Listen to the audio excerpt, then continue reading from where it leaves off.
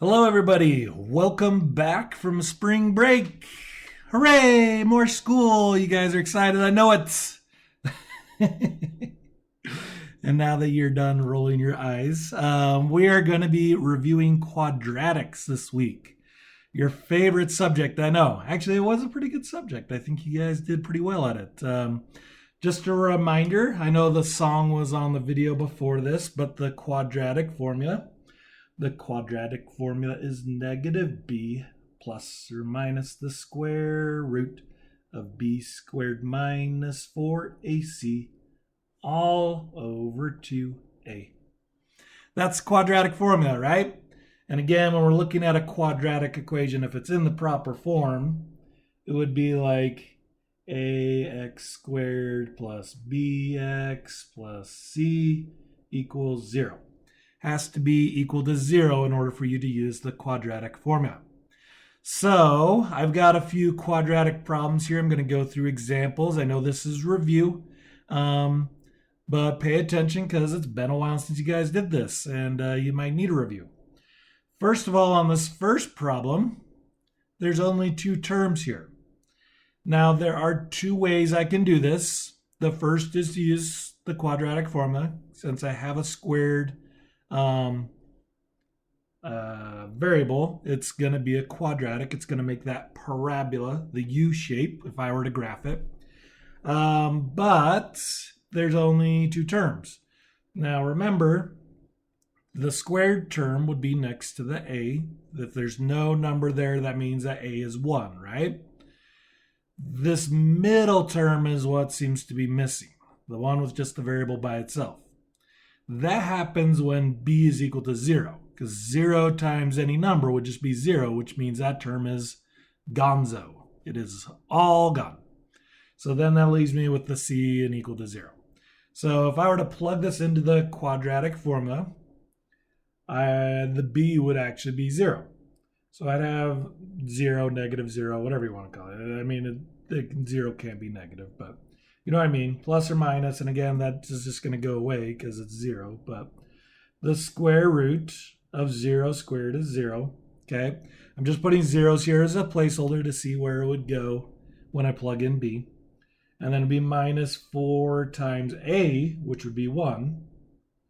Okay, which would be negative 4. And then times c, which is negative 144. Oops, 144. Okay, and then that'd all be over 2 times a, which is 2 times 1, which is just 2. Okay, so let's simplify this down. The zeros are going to go away, and I'm going to have the square root of negative 4 times 1, which is negative 4, and then negative 4 times negative 144 is 576, all being divided by 2. Okay, the square root of 576 is 24. So 24 divided by 2 is just 2. Okay, now I'm not quite done though, right? Because it was 0 plus or minus 2. So 0 plus 2 would equal 2. 0 minus 2 would equal negative 2. Those would be my two answers, 2 and negative 2. Now, there is another way I could do this. Okay? So if I were to go, wait, not 2, 12. Sorry, guys. Those are all 12s. I don't know where I got 2 from, because I divided by 2, I guess. All right. Anyway, so there's another way I could do this, since this is all by itself already. One way I could do this is just solving by square roots.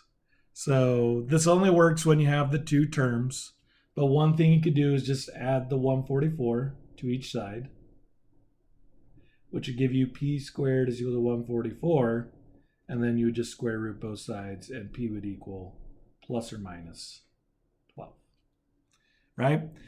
Again, that doesn't work if you have the middle term, because you wouldn't be able to square, you'd have a square root of this hanging out somewhere.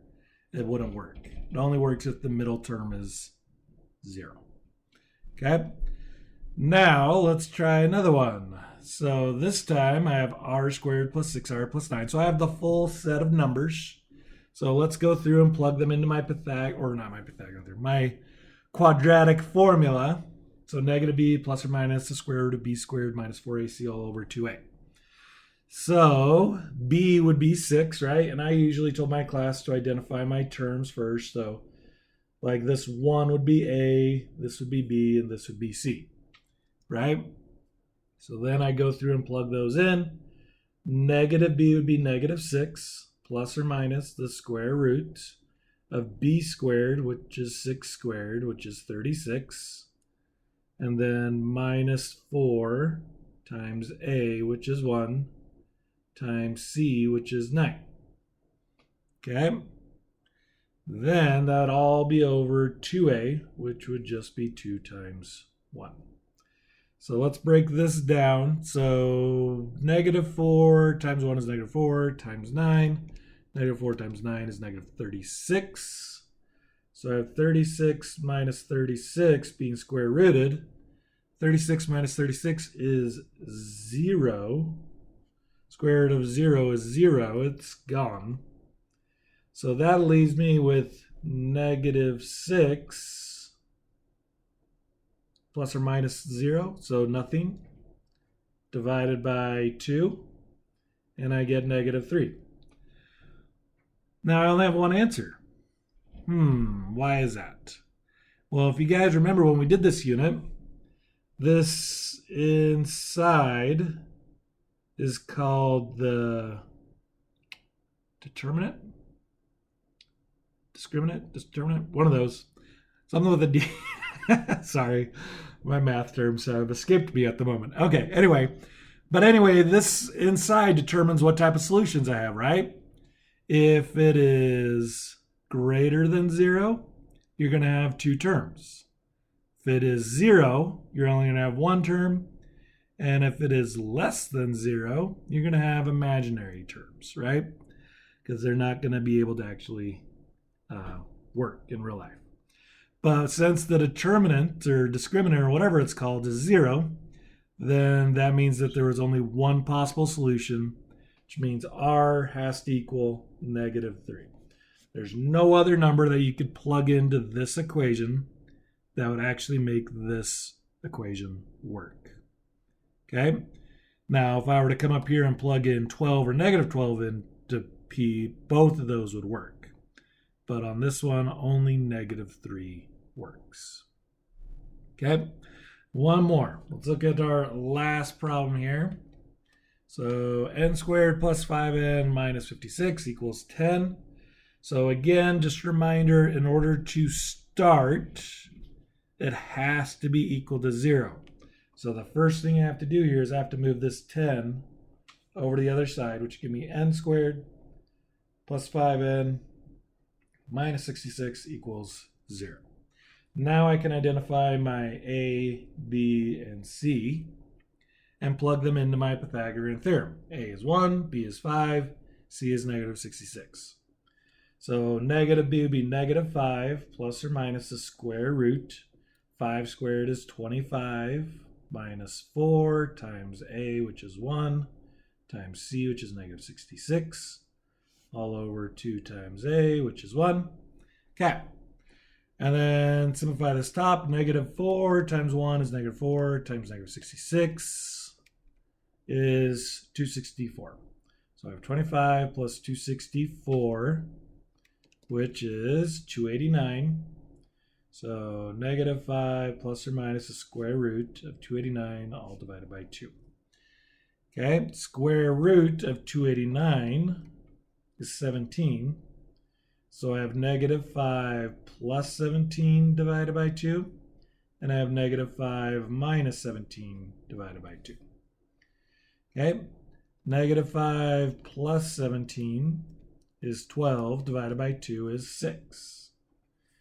And negative 5 minus 17 is negative 22 divided by 2 is negative 11.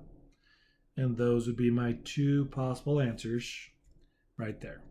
N would either equal 6 or n would equal negative 11. but those are the two numbers that would work. And again, you can check them.